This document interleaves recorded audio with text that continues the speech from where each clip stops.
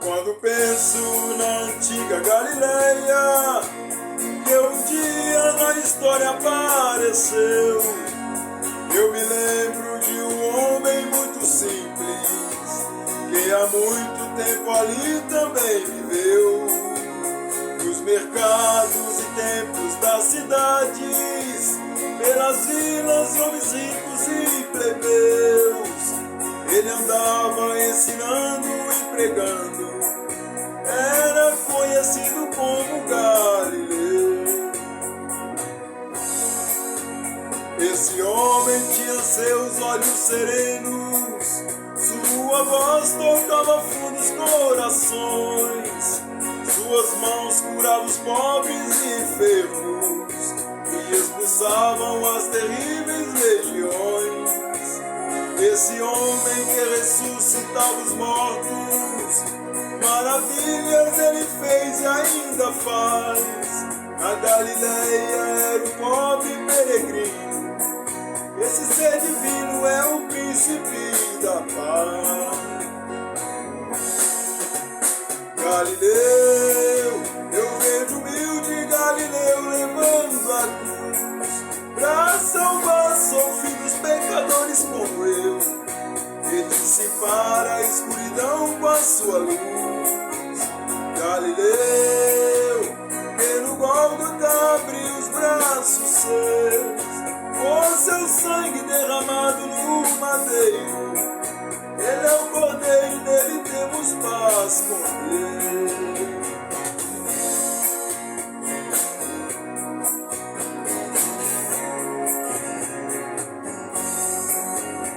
Louvado seja o nome do Senhor. Vou louvar só com a primeira parte, porque esse hino é alto para mim. Então vou louvar só com a primeira parte, amém? E no mais que a gente vai estar gravando mais hino aí de louvor e adoração ao nosso Deus. E vou estar trazendo também mensagem de Deus para a vida de cada um de nós. Eu não falo a vida de cada um de vocês, porque a mensagem primeiro ela tem que passar por mim, né? Se eu não for, se eu não der um bom testemunho do evangelho o qual eu estou pregando, de nada adianta eu levar a palavra para aqueles que estão me ouvindo, né? Porque primeiramente o evangelho ele tem que nascer em nós, para depois a gente pegar e compartilhar com os demais, para quando as pessoas receberem esse evangelho de Cristo na vida delas, elas não questionar pela vida que nós levamos diante da presença de Deus, né? Então as pessoas vão olhar para nós e vai observar que nós estamos dando bom testemunho da palavra de Deus e que não estamos proferindo o nome de Deus em vão e nem usando de engano para com as pessoas, porque na maioria das vezes existe muitas pessoas assim que entregam a palavra, mas quando trata-se de viver a palavra e eles não têm capacidade de viver aquilo que prega. Não é todos, mas existem pessoas que têm essa hipocrisia dentro do coração. E é muito fácil a gente pregar a palavra para um crente que está com a vida desconcertada na presença de Deus. É muito fácil a gente entregar a verdade para uma pessoa que está no mundo, que ainda não aceitou Jesus como Salvador da vida dela. É muito fácil a gente entregar a palavra para uma pessoa que se encontra desviada do caminho do Senhor. É muito fácil a gente pregar a palavra para o ser humano aqui na terra. Mas tem muita gente que prega a palavra assim, dessa forma. Para quem está desviado, para quem não aceitou Jesus ainda, ou para o crente que está com a vida desconcertada na presença de Deus. Mas quando a palavra é direcionada a essa pessoa que tem costume de entregar a palavra para outras pessoas, né, para advertir outras pessoas através do evangelho, quando o evangelho vem confrontando ela já não aceita. Então é hipocrisia, né? A pessoa verdadeiramente gosta de entregar mensagens para outras pessoas, para divertir outras pessoas, mas quando se trata de ser advertido pela mesma palavra, né, que é a Bíblia Sagrada, quando se trata de ser advertido pela mesma palavra, ele não aceita, ele faz curva, ele procura versículos isolados para sair fora daquela situação ali, e assim acontece na vida de muitos hipócritas que vivenciamos nos dias de hoje e que às vezes está causando aí aborrecimento a Deus, né? E essas pessoas são pessoas que são consideradas, na maioria das vezes, por Cristo como o joio, né, que está no meio do trigo, que será separado no dia do arrebatamento da igreja. Então não seja joio, irmão, não seja joio você que está me ouvindo, seja trigo, onde você estiver, seja trigo na sua família, seja trigo na sua congregação, seja trigo nas ruas, onde quer que você andar, onde você for, no seu trabalho, em qualquer ocasião, independente do lugar, independente da situação, seja trigo, faça diferença, seja luz nesse mundo, faça diferença, mesmo que muitos andem no caminho contrário, mesmo que muitos não aceitem a palavra e não vivem a palavra conforme ela deve ser vivida, mesmo sabendo que somos falhos e pecadores, que não conseguiríamos chegar à perfeição aqui nesse mundo, só chegaremos à perfeição quando alcançarmos a salvação em Cristo Jesus, mas seja luz no mundo, faça a diferença, mostre o seu brilho, resplandeça a face de Cristo aqui na terra, que foi, né, o que Cristo disse, né? Nós tínhamos que resplandecer a face de Cristo. O que é resplandecer a face de Cristo? É fazer a diferença, ser o sal da terra, dar sabor nessa terra, uma terra que já não tem mais sabor, cujo amor está se esfriando, e muitas coisas têm acontecido, coisas horrendas têm acontecido nesse mundo. Então vamos fazer diferença, vamos ser o sal da terra, vamos resplandecer a face de Cristo, vamos ser luz no mundo, e temos que ser imagem e semelhança de Deus. Mas na verdade, tem gente que acha que ele é imagem e semelhança de Deus. Na verdade, quando a palavra fala que nós somos imagem e semelhança de Deus, nós somos, na maioria das vezes, muitos, eles são imagem de Deus, mas não são semelhança de Deus, não são semelhança de Deus, porque não pratica coisas semelhantes a quais Jesus praticou na terra, e a qual Deus pede para que seja praticado dentro da palavra de Deus. Então, na maioria das vezes, as pessoas são imagem de Deus, mas por se parecer, né, com Jesus, na parte da fisionomia, mas eles, né, são imagem de Deus, mas não são semelhantes a Deus. Eles não se assemelham a Cristo no viver, no agir, nos frutos, nas obras, na fé, né, na oração e em muitas qualidades que eu poderia citar aqui agora, né, mas que muitos já conhecem, principalmente os evangélicos ou os que se denominam crente ou cristãos. Cada um se denomina de uma forma diferente. Às vezes as pessoas perguntam, o que você é? Ah, eu sou evangélico. Às vezes perguntam, o que você é? Eu sou crente. O que você é? Eu sou cristão. Mas na verdade, crente, eu creio que até o diabo é crente, porque ele crê, e crer é quando você acredita em algo.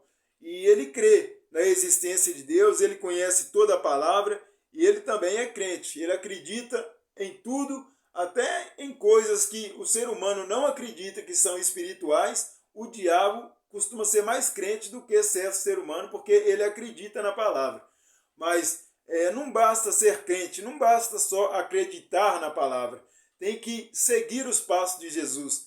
Tem que ser obediente à palavra. Tem que ter temor a Deus, respeito pela palavra de Deus.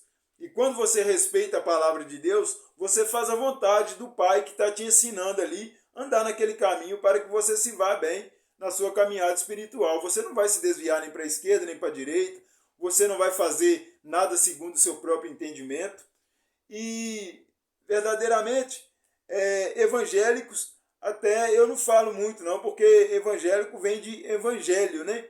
E evangelho vem do evangelho. Quando falo evangelho, minha mente já vai no evangelho de Cristo, né? O evangelho que Jesus trouxe para essa terra, né? Primeiro Deus mandou profetas, né?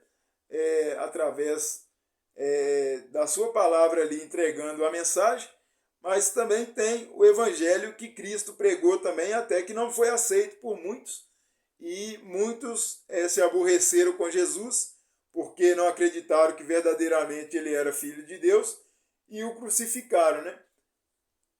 Mas evangelho é uma palavra razoável, bem aceita, e cristão, né, é quando a pessoa ele segue os passos de Cristo mesmo. Ele é um pequeno Cristo. Ele é uma pessoa que é como se fosse um xerox de Cristo.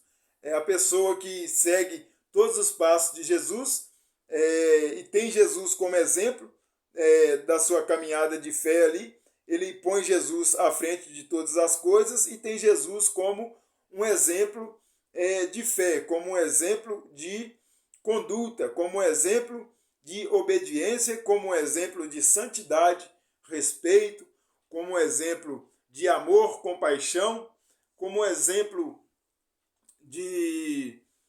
dos frutos, né, que o Espírito Santo tem nos proporcionado através desse Jesus.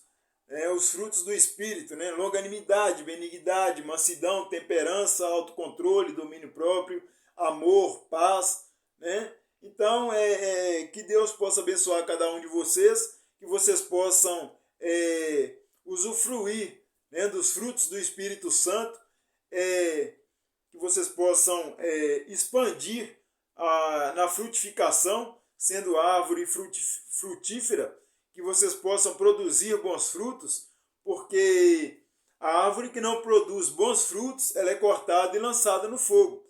Então, nós vamos colher conforme o que nós plantamos. Somos salvos pela graça? Somos. Somos salvos pela misericórdia de Deus? Somos. Somos salvos pela fé? A fé nos justifica? Justifica. Porque sem fé é impossível agradar a Deus. Somos feitura de Deus. Então, nós precisamos plantar boas sementes se quisermos colher bons frutos. Porque não tem como uma árvore boa dar frutos maus, e nem uma árvore má dá frutos bons, né?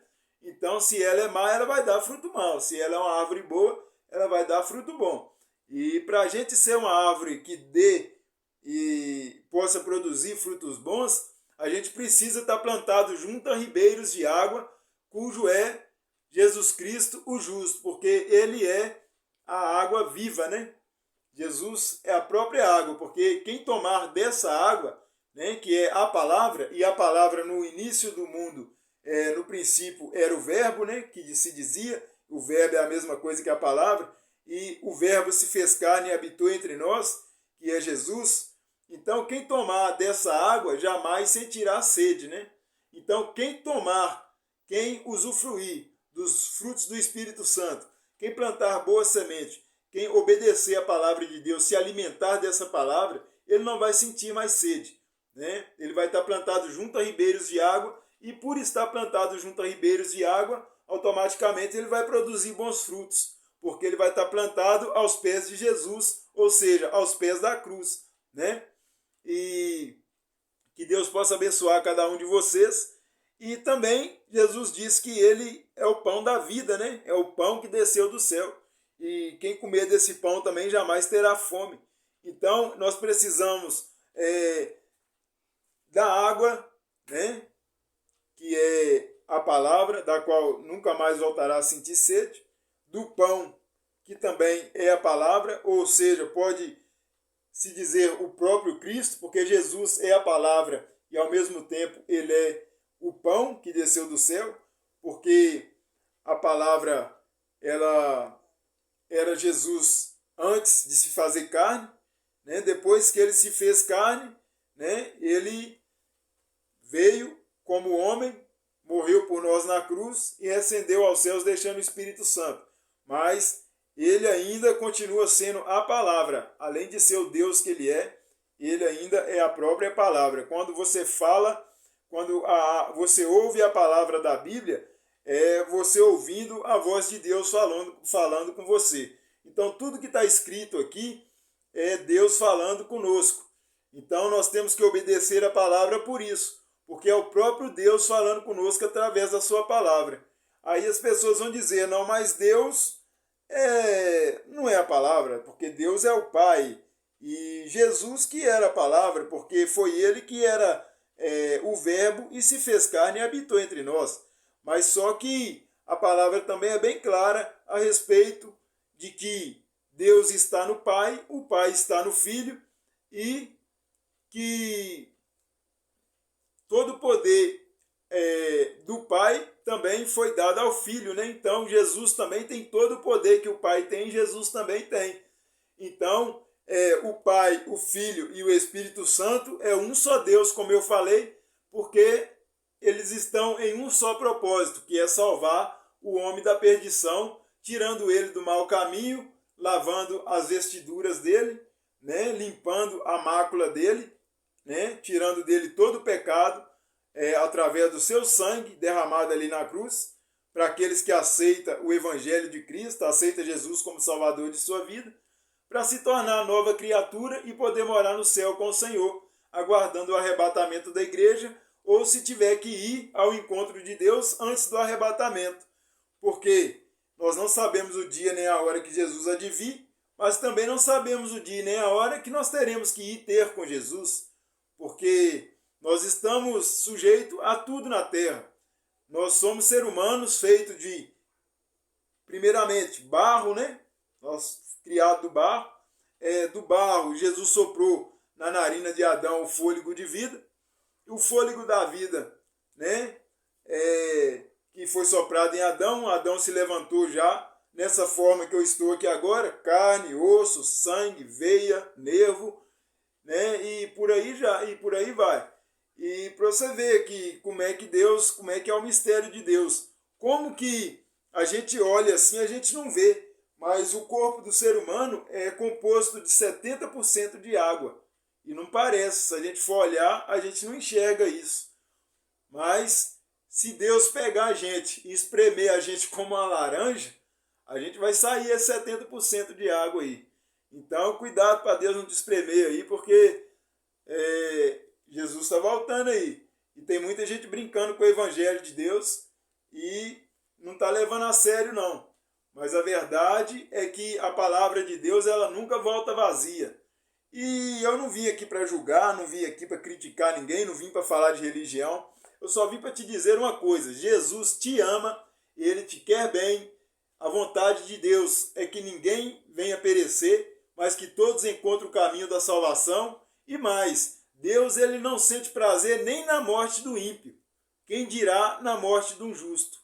Então Deus ele não sente prazer na morte do ímpio, só que ele também não compactua com o pecado. Ele ama o pecador, mas não ama o pecado.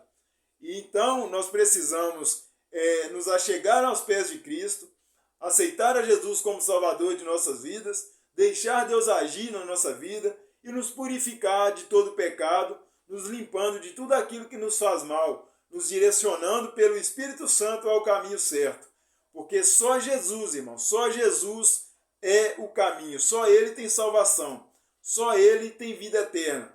Porque por mais que Deus queira salvar a humanidade, como Ele entregou seu único filho por amor à humanidade, a humanidade precisa reconhecer isso. Se a humanidade não reconhecer o sacrifício de Cristo na cruz do Calvário, a humanidade não vai alcançar a salvação sem passar por Cristo Jesus, não. Né? A palavra é bem clara quando Jesus diz: eu sou o caminho, a verdade e a vida. Ninguém vem ao Pai a não ser por mim. Porque o próprio Pai deu Jesus a essa autoridade, né? De que aqueles que quiserem chegar até a Deus Pai tem que passar por intermédio de Cristo. Porque senão a morte de Cristo seria vã ali naquela cruz do Calvário. E a morte de Cristo ela não pode ser vã. A morte de Cristo ela tem um significado muito grande. E Jesus pagou um alto preço. Foi humilhado, cuspido, açoitado, bateram ali com a cana na cabeça, deslocaram o seu braço, achegando a sua mão ao ponto de pregar-lhe um cravo ali, porque aquela cruz foi feita para Barrabás, que era um homem grande, né, de grande estatura, e Jesus, como era menor, ele tinha um tamanho médio, segundo os estudos, o qual eu já pesquisei e estudei. Então, Jesus ele não era um homem grande, assim, fisicamente falando. Ele era um homem grande, sempre foi, desde o princípio do mundo, como Deus. Mas ele não era um homem grande da forma física, falando do corpo, né? Então aquela cruz ali foi feita para Barrabás, e Jesus sofreu maior humilhação ali. Ele foi açoitado, Jesus chegou a desmaiar de tanto sangue que ele perdeu no açoitamento ali pelos romanos. Ele desmaiou várias vezes, né? Se eu não me engano, foi 2 ou 3 vezes.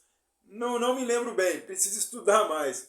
Mas eu sei que ele desmaiou no caminho do Gólgota, quando ele foi ali levado para ser crucificado, carregando aquela cruz pesada ali. É tanto que precisou de alguém para ajudar ele a carregar a cruz, porque ele já não estava mais aguentando tanto flagelo.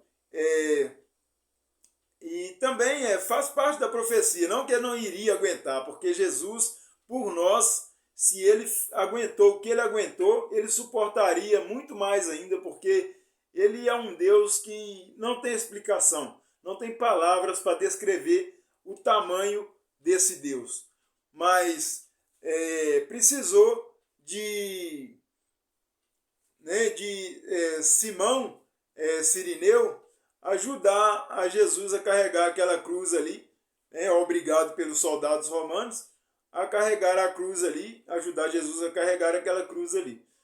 E Jesus passou por tudo isso sem contar a zombaria, né? Colocaram uma coroa de espinho na cabeça, ele apertava o espinho na cabeça ali, batia com a vara na sua cabeça, cuspiam na face de Jesus, e várias atrocidades ali foram feitas ali com o nosso Jesus ali, e ele suportou tudo isso calado como ovelha muda, né? Está escrito em Isaías 53, como ovelha muda foi levada ao matadouro, e perante os seus tosquiadores. Quem são os tosquiadores? Tosquiadores são pessoas que arrancam a lã da ovelha, né? Então, ele estava ali dilacerando a pele de Jesus, eles estavam como se estivesse tosquiando Jesus, arrancando a pele de Jesus no açoitamento, na humilhação. Eles estavam tirando ali, eles estavam jogando o pecado do mundo sobre as costas de Jesus naquele momento. E ele então carregou o pecado de toda a humanidade para morrer por nós na cruz do Calvário. Mas muitos não aceitam isso, infelizmente, não acreditam nessa versão, preferem acreditar na versão que o mundo oferece, não acreditam na palavra de Deus, mas, querendo ou não, foi o que aconteceu e a história é bem clara a respeito disso. Eu prefiro ficar com a verdade. A diferença do ateu para o cristão é essa, que ainda que Deus não existisse, que não é o caso, porque ele existe, mas ainda que Deus não existisse, né, se fosse o caso, o ateu, né, ele não perderia nada. E nós também, por acreditar também, não perderia nada. Porque o que o mundo oferece de bom para nós? Nada. Só porcaria. Só coisa ruim. Então nós não perderia nada, porque nós estaríamos ficando livre ali de drogas, de álcool, de vícios, de prostituição, de adultério, de coisas ruins que poderia prejudicar a nós, a nossa família, a nossa convivência em meio à sociedade. Então nós não perderíamos nada se Jesus não existisse. E os ateus, como já não acreditam, também não perderia. Mas aí suponhamos que os ateus acreditam que Deus existe. Não, vamos supor, os ateus eles não acreditam, mas Deus existe, como eu estou falando. Deus ele existe. Aí quem vai perder com isso? Vai ser nós? Não, nós estamos acreditando, estamos guardando a palavra de Deus, e os ateus vão se decepcionar com isso, porque eles não acreditam na existência de Deus, e Deus ele existe. Então, nós não estamos perdendo nada em guardar a nossa mente para Cristo, reservar o nosso corpo para Deus, para que ele possa fazer morada, não deixando nos contaminar com o mal, e enquanto aqueles que não acreditam estão cada vez mais se afundando no lamaçal do pecado e como se estivesse pulando de cabeça para baixo num precipício, porque caminham para a morte, né? É aquele ditado que a maioria vive hoje, é o que está na Bíblia, é cego guiando cego. Então tem muitas pessoas que não acreditam e fazem também com que outras não acreditam. Então é cego guiando cego, né? E nós não, nós que temos a visão aberta para a palavra de Deus, nós que somos do Espírito, discernimos bem as coisas do Espírito. Então é por isso que nós estamos te entregando essa palavra, tanto eu aqui agora como pastor na igreja, o diácono, o presbítero, o obreiro e outros ministérios também que guardam a sã doutrina, que preserva os mandamentos de Deus, que obedece a Deus, que ainda preserva a verdade, que guarda a santidade, que guarda os preceitos de Deus e que mantém uma vida de fidelidade com o Senhor. Então, por isso que nós entregamos essa palavra para aqueles que ainda não aceitaram Jesus como Salvador, aqueles que estão distanciados da palavra de Deus, aqueles que se perderam dentro da igreja, que está na igreja, mas está com a cabeça cá fora, no mundo cá fora. Então, como eu disse no outro vídeo, a história do filho pródigo, da dracma e da ovelha perdida, né? Mas Deus que abençoe poderosamente. A gente vai continuar orando, pedindo a Deus em prol da humanidade, para que Deus possa trabalhar na vida de cada um, mas que Deus possa trabalhar também na vida dos pastores, diáconos, presbíteros também. Eu até falei uma certa vez que não ia orar mais para crente, porque geralmente crente está nos estudos todo dia, está na igreja todo dia, está cultuando, está buscando, está orando, e na maioria das vezes se comporta como um ímpio cá fora. Mas aí depois a gente para analisar as coisas, que assim como os ímpios que ainda não aceitaram Jesus são falhos e pecadores, nós também ainda temos falhas e pecados que carregamos conosco, que adquirimos no dia a dia. Mesmo Jesus perdoando o pecado que passou, a gente não deixa de pecar e de falhar em algum momento na presença de Deus. Então a gente tem que tentar entender que essas pessoas, se elas não estão firmes, se elas não estão guardando o mandamento de Deus, se elas estão na igreja, mas estão com a cabeça cá fora, se elas estão na igreja e estão se comportando como um ímpio, se comporta cá fora, em vez de fazer a vontade de Deus, está fazendo a vontade de Satanás, aí mesmo que ela precisa de oração.